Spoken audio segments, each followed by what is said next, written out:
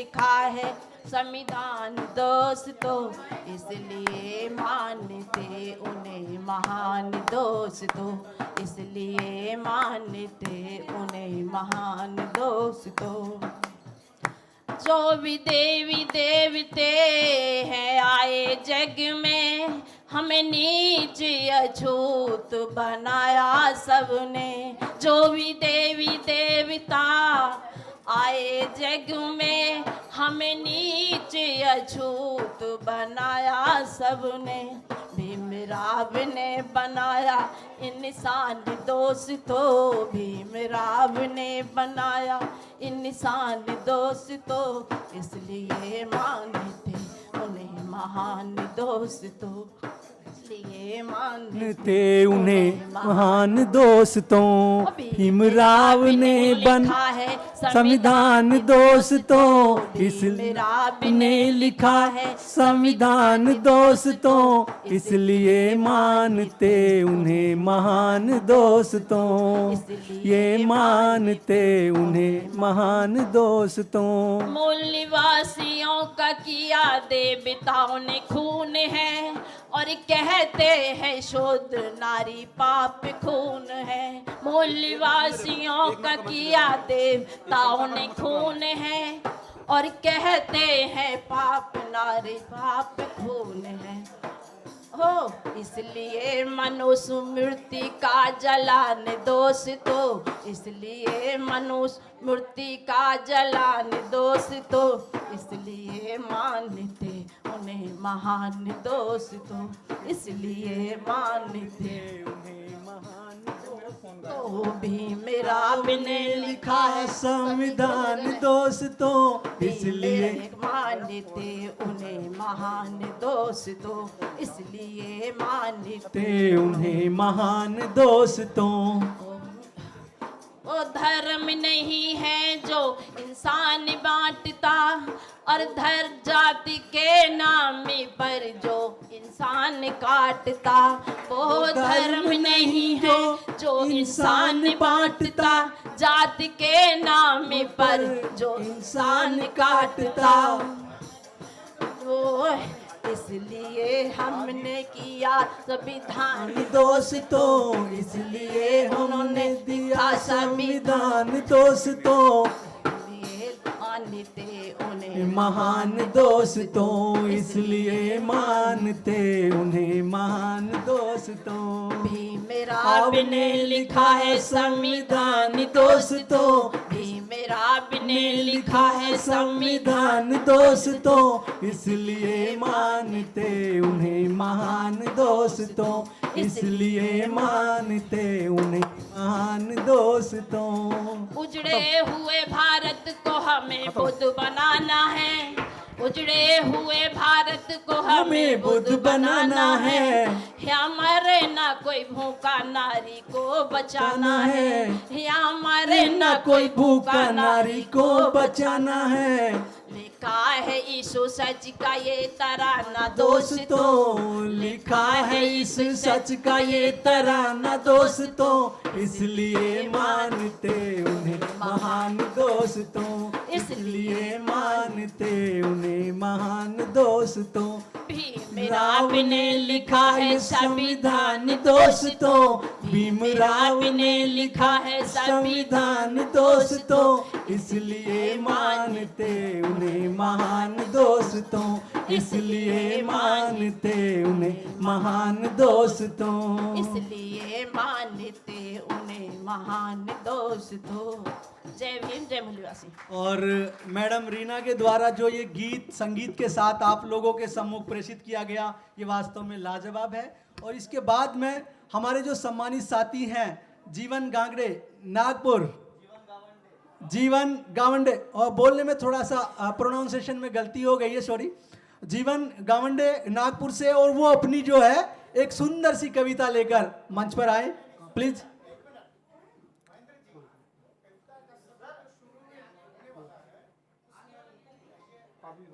अभी क्या है, ये पूरा अध्यक्षता करने के लिए बुलाना है तरीके से, और संचालन आप करेंगे। पहले अध्यक्ष साहब को बुलाओ, अध्यक्ष साहब, ठीक है, दो अध्यक्षता करेंगे। अभी हम जो ये सत्र 4 है उसको सुचारू रूप से शुरू करने जा रहे हैं। तो मैं सबसे पहले जो सत्र की अध्यक्षता कर रहे हैं डॉक्टर राम प्रताप नीरज, मैं उनसे अनुरोध करूंगा कि वो प्लीज मंच पर आएं। डॉक्टर राम प्रताप नीरज। और जो आमंत्रित कवि हैं, क्योंकि कवियों के नाम बहुत सारे हमारे पास आ गए हैं तो उन सबको हम यहाँ मंच पर नहीं बुला पाएंगे। वो अपनी सीट पर रहेंगे, जैसे जैसे उनका नाम अनाउंस हो वो 3 मिनट या 2 मिनट में जो उनकी बेस्ट रचना है वो सभी के सामने प्रेषित करेंगे। हाँ, पूरी होने में अगर 4 मिनट लग जाएगी तो कोई बात नहीं, ऐसा कहीं नहीं है कि देश लूटा जा रहा है, आपको वो थोड़ा सा समय मिल जाएगा। और मंच का संचालन मैं खुद कर रहा हूँ। मेरा नाम महेंद्र सिंह कामा है और मूल रूप से मैं मुजफ्फरनगर उत्तर प्रदेश से हूँ और देहरादून उत्तराखंड में मेरा सर्विस है भारत सरकार रक्षा मंत्रालय में की एक यूनिट है युद्ध निर्माणी, उसमें तो मैं मूल निवासी सभ्यता संघ का केंद्रीय कार्यकारिणी सदस्य हूँ और उसी माध्यम से मैं आज आपके सामने इस मंच पर हूँ। तो मैं खुद हूँ, तो मैं शुरू करने जा रहा हूँ आज के सत्र को। शुरू किया जाए।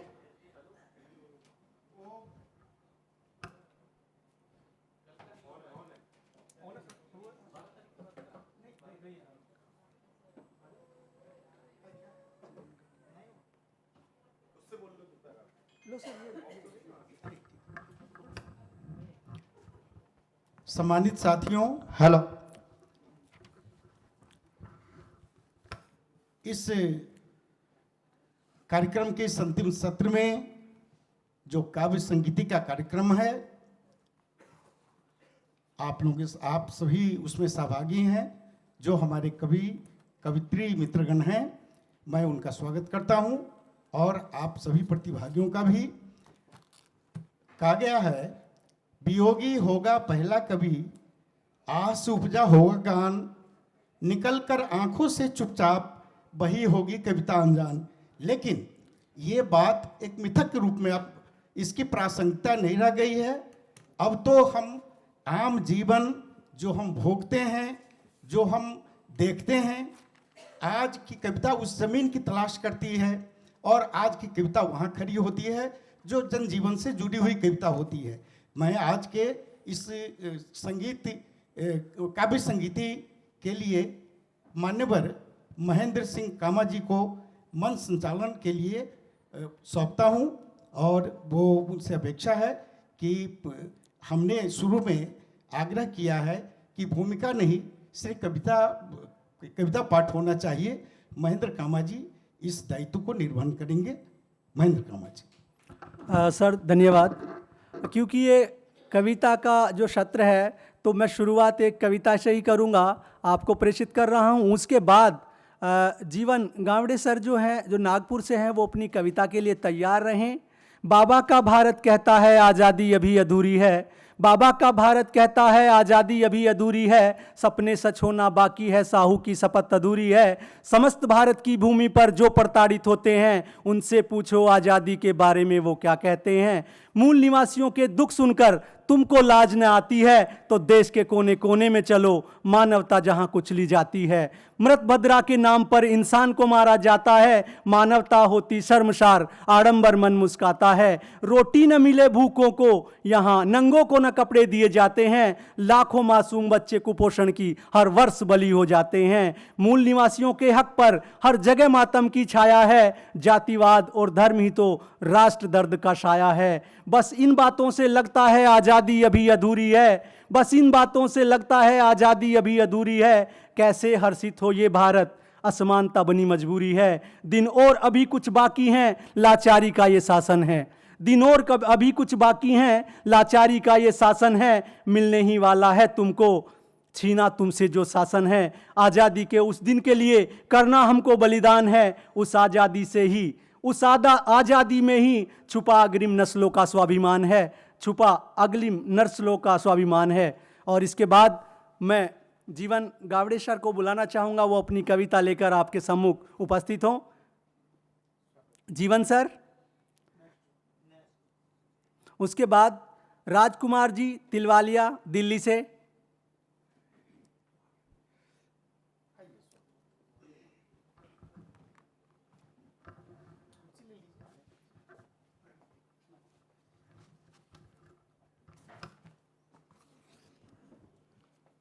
बहुत बहुत धन्यवाद। बिना विवाद मूल निवासी सभ्यता संघ के संग हम खड़े हैं और जिसके साथ हम खड़े हैं वहीं पे सब नजर गड़ाए खड़े हैं। साथियों, मैं ताजा ताजा कहता हूं, बिल्कुल ताजा कहता हूं। जिसको लिखनी है वो लिख सकता है। मैंने आज तक कोई कविता लिखी नहीं, मैंने आज तक कोई कविता लिखी नहीं। जो मैं कहता हूं वो कविता बन जाती है। आपका प्यार यूं ही बरसता रहे, चारों तरफ खाने को लोग तरस रहे हैं। इसीलिए आज देश की आधी से ज्यादा आबादी भूखी है और इसमें भी गौरव वो पाते हैं जब सीना ठोक के बताते हैं 80 करोड़ को हम मुफ्त में राशन दिलाते हैं। वो सीना ठोक के बताते हैं। वो भूल जाते हैं हमारी आबादी कितनी है। कई बार तो गलतफहमी में वो बता देते हैं हमने 700 करोड़ परिवारों को राशन बांट दिया। परिवारों को, पूरे एशिया की आबादी नहीं है इतनी, पूरे एशिया की आबादी नहीं है इतनी। 700 करोड़ परिवार। क्या करे, बिल्कुल ठीक कहा, लाचारी है और अपने नाम की डींग मारने की बड़ी बुरी बीमारी है। सारे भारत को अपना परिवार कहते और जो अपना परिवार है वो तरसते रहते। पत्नी को भी हक नहीं दिया पाया है जो, वो क्या दूसरों को हक दिलवाएगा। ऐसे भारत का क्या होगा, किस और ये जाएगा।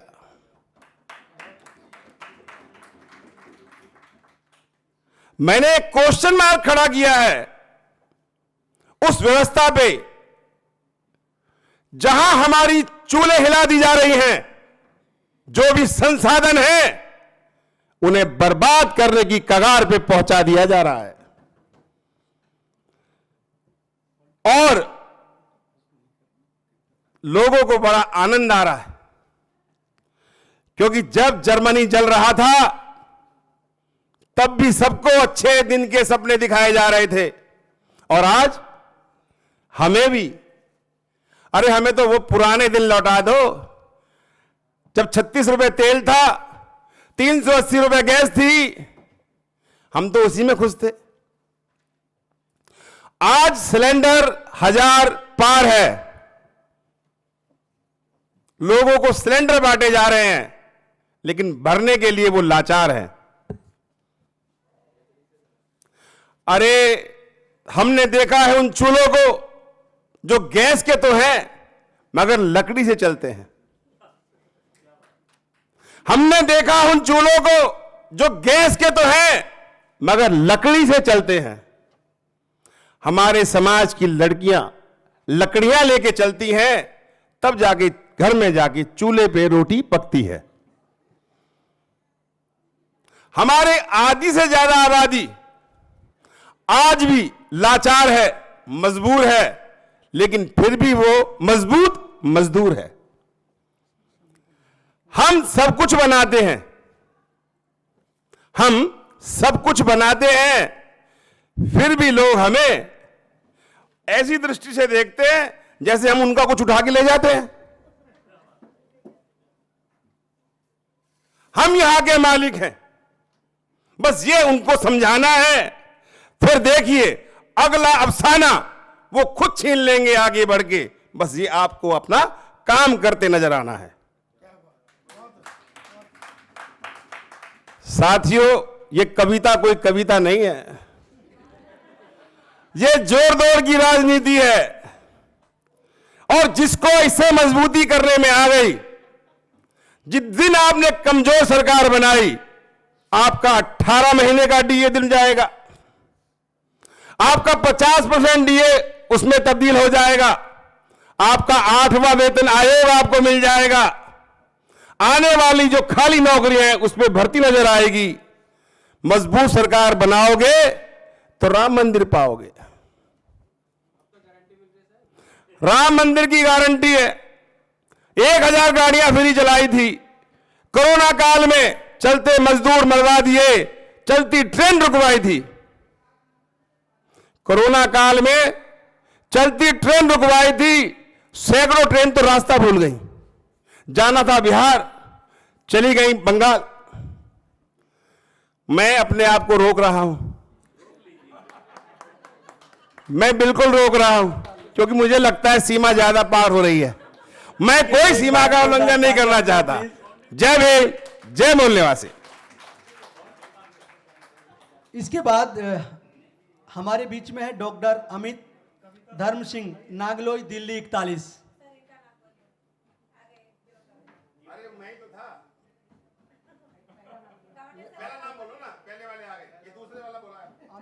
मैं तो अमित सिंह बोल रहा हूँ। अमित धर्म सिंह। हाँ, सबसे पहले जो अभी नहीं पहुंचे थे जीवन गावड़े साहब, वो आ गए हैं। प्लीज वो अपना कविता पाठ पूरा करें। साथियों, मैंने कविता 20 साल पहले हमारे कार्यकर्ता के द्वारा जो हैदराबाद में अधिवेशन हुआ था, उस अधिवेशन में मैंने सुनी थी। अभी भी मुझे याद है। बहुत अच्छी कविता है, आपको भी पसंद आएगी। गुरुजी थे, चेले का घर था। गुरुजी थे, चेले का घर था, चेला घर से बाहर था। गुरुजी बोले, क्यों रे चेली क्या करती है वहाँ अकेली। गुरुजी बोले, क्यों रे चेली क्या करती है वहाँ अकेली। वो चुपचाप खड़ी शर्माई, वो चुपचाप खड़ी शर्माई। गुरुजी को शर्म जरा न आई। गुरुजी ने हाथ कमर में डाला, जकड़ ली वो बेचारी बाला। इतने में चेला घर आया, इतने में चेला घर आया, देखा चक्कर चकराया। गुरुजी घबराए, गुरुजी घबराए, बोले, अरे तेरा दम क्यों फूल रहा है, ब्रह्म ज्ञान को भूल रहा है। मैं हूँ ब्रह्मा, ब्रह्मा है चेली। देखिए आज भी चल रहा है। मैं हूँ ब्रह्मा, ब्रह्मा है चेली। ब्रह्म ब्रह्म की है टिकेली। ब्रह्म ब्रह्म में लय होता है, तुझको क्यों भय होता है। चेले का पारा चढ़ गया, चेले का पारा चढ़ गया। लेकर जूता आगे बढ़ गया। चिकनी चांद लोटी सी चमके। गुरुजी का टकला, शायद वो मूल्यवसी होगा चला। चिकनी चांद लोटी सी चमके, चला जूता तड़ातड़ चमके। जब गुरुजी ने चिल्लाया, तब चेले ने बतलाया, बना चर्म का सिर ये तेरा और चर्म का जूता मेरा। बना चर्म का सिर ये तेरा और चर्म का जूता मेरा। चर्म चर्म में चुम्मा चाटी, ये तो नई नई परिपाटी। अभी चर्म चर्म में लय होता है, तुझको क्यों भय होता है। Thank you. Thank you sir, thank you. और इसके बाद डॉक्टर अमित धर्म सिंह, नागलोई, दिल्ली 41 हैं। नेक्स्ट अशोक जी हैं। अशोक निर्वाण करके लिखा है पूरा नाम शायद उनका। डॉक्टर कनकलता, ये हमारे बीच जो कवित्री हैं ये बहुत ही खास हैं, क्योंकि 2 लोग अनुपस्थित होने के बाद, वैसे भी महिला शक्ति महान है, कल ही इनका दिन गया है, तो प्लीज आए। कल से क्या, दिन तो पहले से ही सर इनका है, पर वो दिन इनको अलॉट हो गया है जो कल गया है।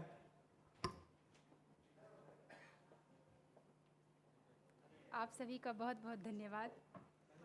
और मुझे हेलो, आवाज़ आ रही है ना? तो मुझे मौका देने के लिए आप सभी का बहुत बहुत धन्यवाद। अभी जैसा कि हमारे भाई साहब ने कहा कि 2 दिन पहले परसों मेरी इस किताब का विमोचन, मतलब आप समाज को समर्पित किया गया है। हालांकि ये किताब मेरी पहले ही पुस्तक मेले में आ चुकी थी। उस समय भी पंकज बिष्ट जी ने, समयांतर के पंकज बिष्ट जी ने इसको लोकार्पित किया था। तो जो मैं कविता सुनाने जा रही हूँ, ये कविता मैं अपने ब्लॉग पर लिख चुकी हूँ काफ़ी पहले। जब कोरोना स्टार्ट हुआ था तो उस समय मैं घर पे, जैसे सब बंद हो गए वैसे हम भी बंद हो गए। लेकिन मैं बिल्कुल यदि मैं सच बता रही हूँ कि नहीं लिखती तो मैं पागल हो जाती। पागल इसलिए नहीं होती कि मैं नहीं लिख पा रही थी, बल्कि मैं पागल इसलिए होती क्योंकि एक वंचित समाज की होने के नाते जो अवसर मुझे पढ़ने को मिला, ये तो बड़ा ही दुर्लभ अवसर था। वो भी पीएचडी की डिग्री तक, वो भी दिल्ली विश्वविद्यालय से, दुर्लभ से भी दुर्लभ ये अवसर मुझे मिला था। तो ये मेरा परम से भी अधिक परम कर्तव्य था कि जो मैंने पाया उसको कम से कम 10 गुना करके वापस अपने समाज को वापस करूं, और यही मैं नहीं कर पा रही थी। एक संस्था में मैं काम भी कर रही थी, लेकिन अजीम प्रेमजी फाउंडेशन, जहां और मैंने सोचा था कि उसके माध्यम से, चूँकि एजुकेशन के लिए वो काम करता है, तो उसके माध्यम से मैं समाज को रिफंड करूँगी, वापस करूँगी अपने जो उसके प्रति मेरा दायित्व है। तो लेकिन वहाँ की सिचुएशन देखकर वापस आ गई और कोरोना काल में बंद हो गई। तब मैंने लिखना शुरू किया और अपने ब्लॉग पर हमारे वंचित समाज से ही संबंधित कई मुद्दों पर मैं लिखती हूँ। एजुकेशन है, उनकी कपड़े के मामले में, भोजन के मामले में ये लिखती हूँ। उसी में से कुछ कविताएं भी मैंने लिखी थी। तो उनमें से एक कविता मैं आपको सुना रही हूँ, चूँकि समय हमें 2-3 मिनट का दिया गया है, तो बहुत छोटी सी कविता सुना रही हूँ। कविता का शीर्षक सुनते ही आप लोग समझ जाएंगे कि क्या है ये कविता किसके बारे में हो सकती है। एक था अंगूठा, इसका शीर्षक है, आप लोग समझ गए होंगे। इसके पोस्टर भी मैं खुद ही बनाती हूँ, मतलब इसके चित्र भी, जो भी मैं लिखती हूँ उसके चित्र भी मैं खुद बना करके पोस्ट करती हूँ अपने ब्लॉग पर। तो कविता कुछ ऐसे है।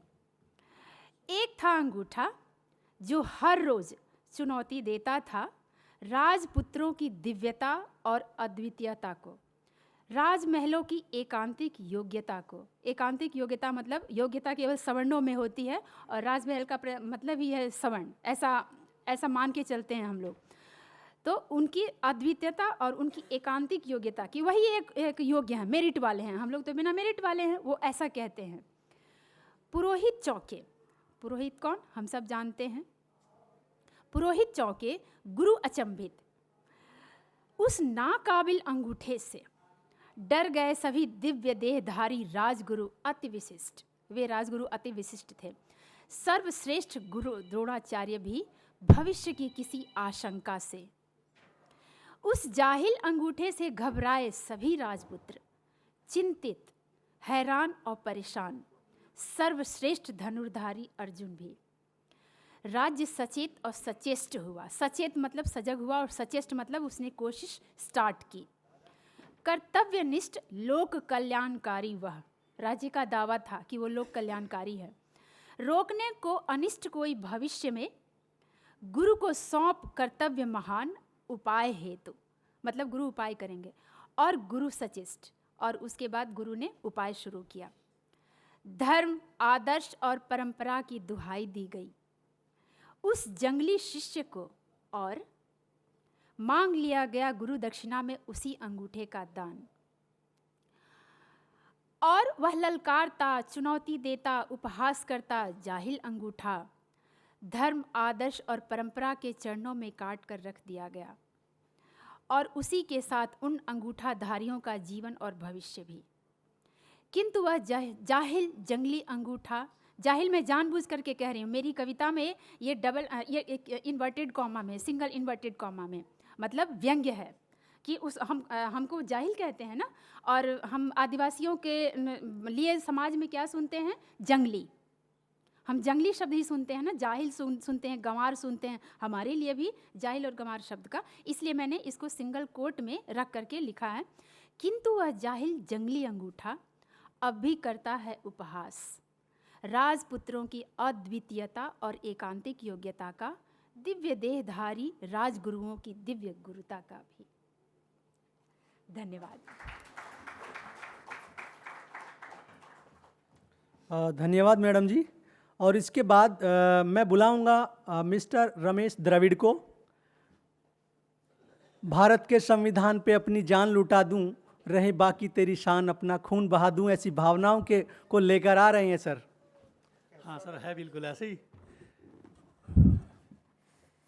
चलो बिना पृष्ठभूमि बनाए, क्योंकि समय की वो है। बहुजन तेरा इतिहास सुनाऊं, गौरव और गुलामी का तोड़ जनेऊ की जंजीरें, तू कदम बढ़ा आजादी का। बहुजन तेरा इतिहास सुनाऊं, गौरव और गुलामी का तोड़ जनेऊ की जंजीरें, कदम बढ़ा आजादी का।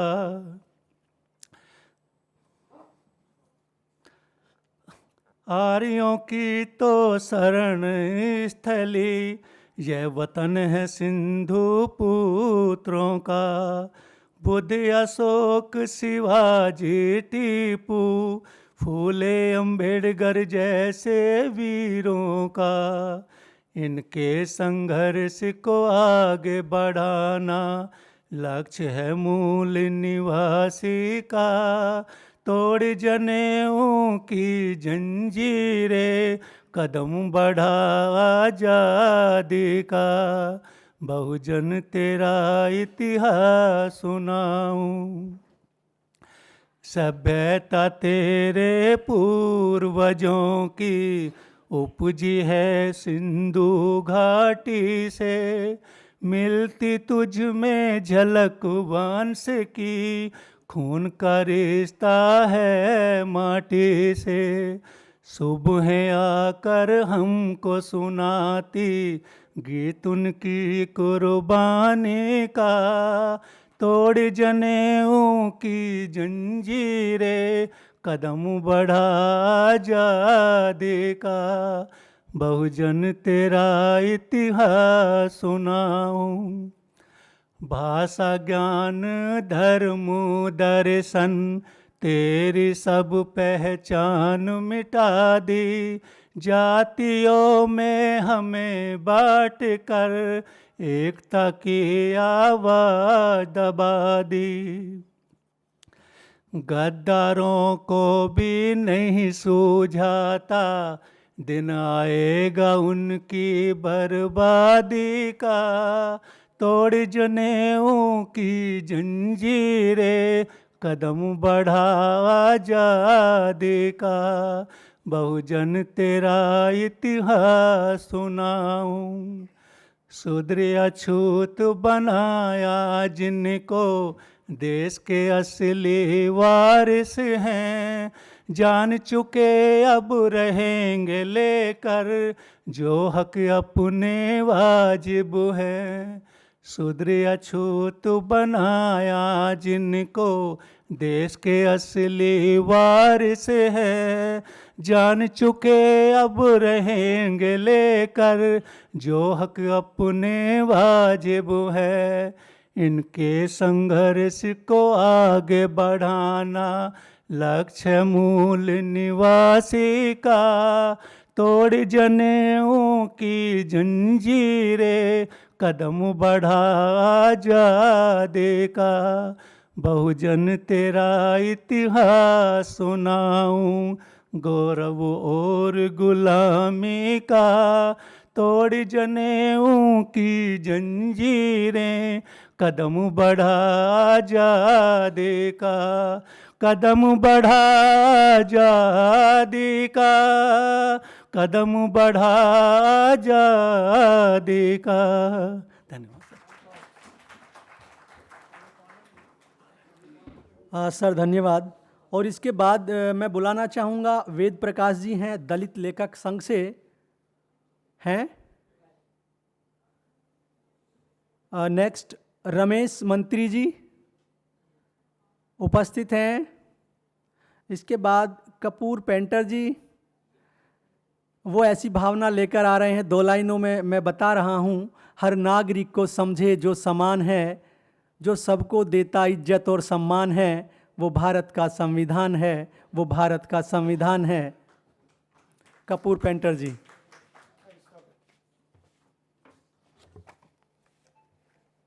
सबसे पहले आपका धन्यवाद।